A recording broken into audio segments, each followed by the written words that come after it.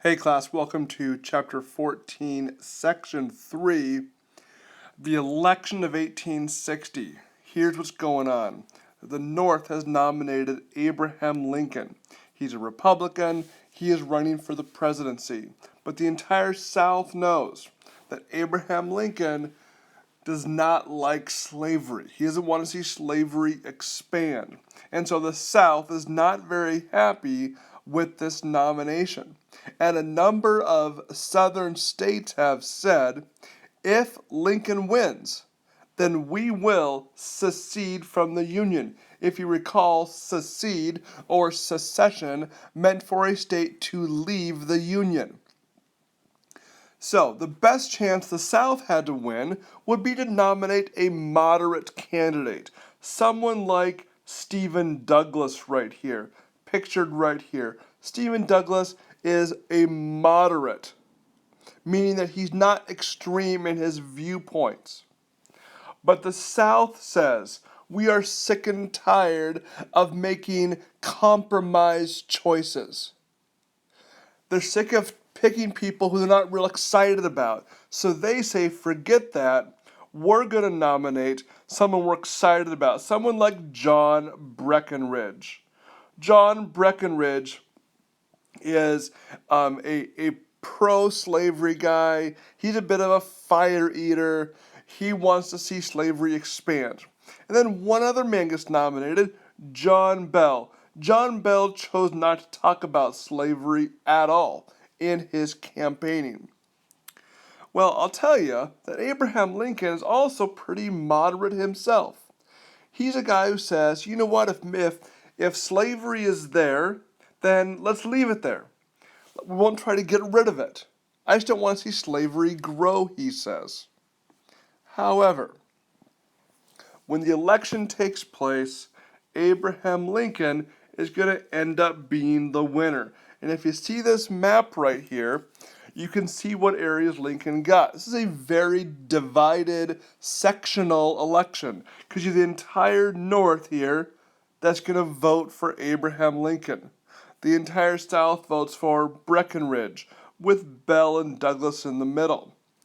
But with this vote, here's our electoral map right here. You got to have a majority of 303, and Lincoln gets 180 of the electoral votes, enough to win. But notice down here in the popular vote, he only gets 40% of the popular vote. He's a candidate who did not get a majority of the people, and really not even close. But he gets enough votes to win.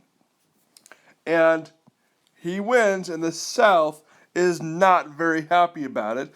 But Abraham Lincoln, of course, becomes our 16th president. So what happens when he wins? I just mentioned to you that a bunch of southern states have threatened to secede if he wins. And that's exactly what they're going to do. Down here in the very bottom, you see this pale color here. And these states, in the deepest part of the South, they begin slowly to secede or leave the Union. The first being South Carolina in December of 1860, followed by Georgia, Florida, Alabama, Mississippi, Louisiana, and Texas. They're all going to leave in the next couple months. Now, when a president wins an election like Lincoln here, he wins the election in November, but he doesn't become president until March 4th when his inauguration is. So these states here are all leaving well before Lincoln becomes president. And President Buchanan sits back and does nothing about it. He lets them leave and does nothing. So these southern states form a new country. They form the Confederate States of America. The Confederate States of America get formed, and they choose a man from Mississippi named Jefferson Davis to become the president of the Confederate States of America. So they are breaking free. They're breaking from the rest of the nation, becoming their own nation, the Confederate States of America. Now notice these purpley blue states here. They're going to secede in a few months. They wait till after Lincoln becomes president, after the first shots are fired, and then they will choose to secede and join the Confederacy. So all in all, these purple states and this kind of buff color, peach color states all become a part of the South. The green and the yellow will stay part of the Union.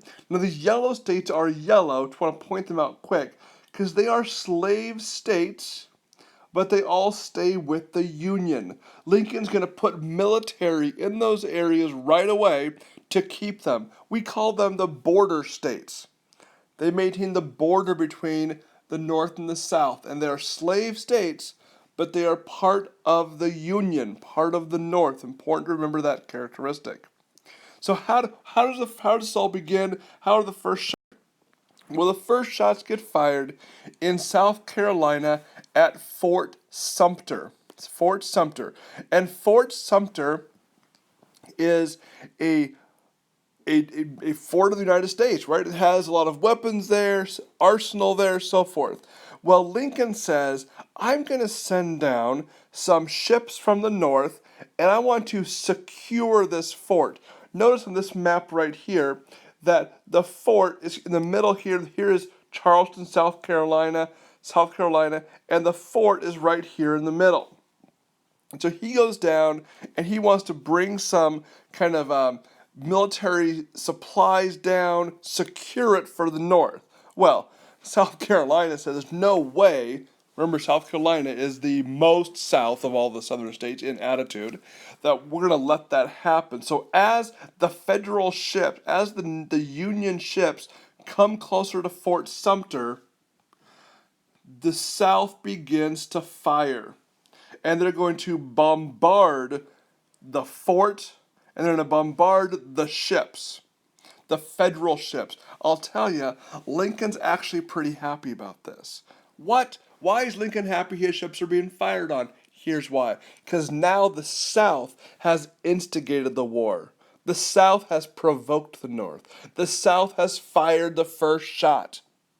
And with all of that, war begins. The Civil War officially begins, and things will never be the same again, I gotta tell you.